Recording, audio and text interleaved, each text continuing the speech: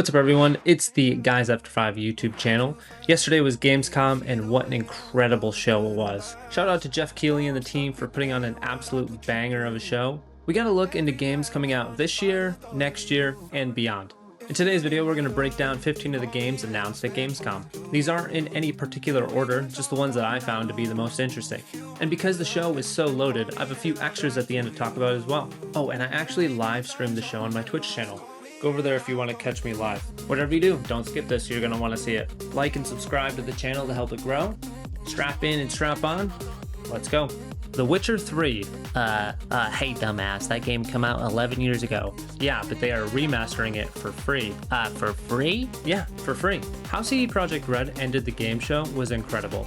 They are remastering the 2015 Game of the Year winner with all new textures, more fluid combat, and new finishers. Also, existing owners get the remaster for free. Not only that, if you own the base game, they are giving you the 2 DLC add-ons, Blood and Wine, along with Hearts of Stone, for free as well. In a day and age when all these companies are trying to get every penny they can from the consumer, remastering your 11-year-old masterpiece for free is truly unbelievable. They also announced a third DLC, Songs of the Past, to release next year. They are going above and beyond for this franchise. ZooPunk, a bunny, a rhino, chipmunk, and a bobcat? This team-based co-op RPG looks to unite animals against a common robotic enemy.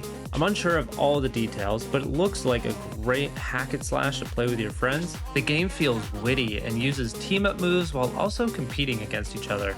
No Law, a cyberpunk stealth first-person RPG. You play as the Gardener, a former Black Ops soldier that is thrust back into the fight. There are a lot of gadgets and ways to accomplish your missions. I'm not usually a first-person RPG player, but I might have to give this one a shot.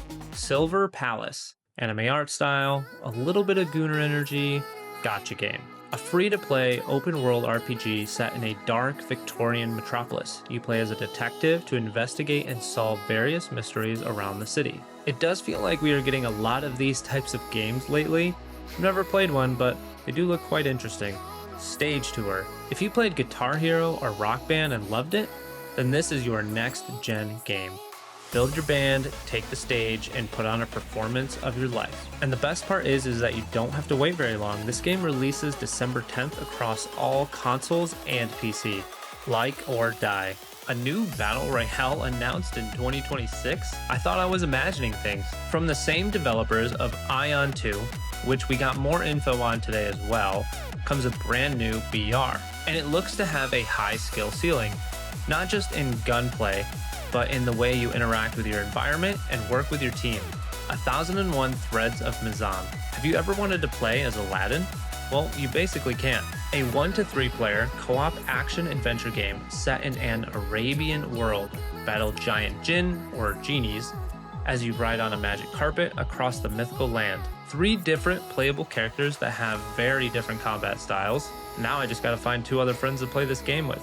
Warlock, Dungeons and Dragons. This was one that really caught my eye because the combat revolves around using a lot of magic rather than hack and slash, in-your-face gameplay. Now, it doesn't look perfect, but I hope it is cleaned up by the time it releases. In the sea of these third-person RPGs, this one looks the most interesting.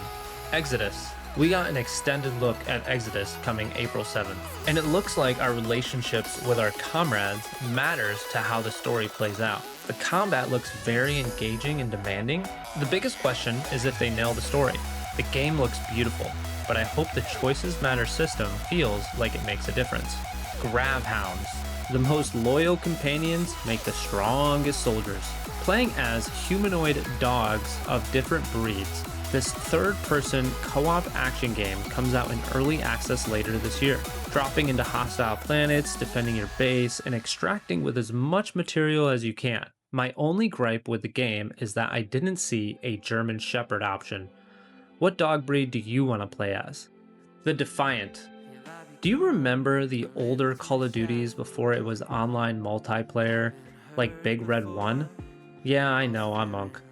That's what this game reminds me of, except it's set in China during World War II.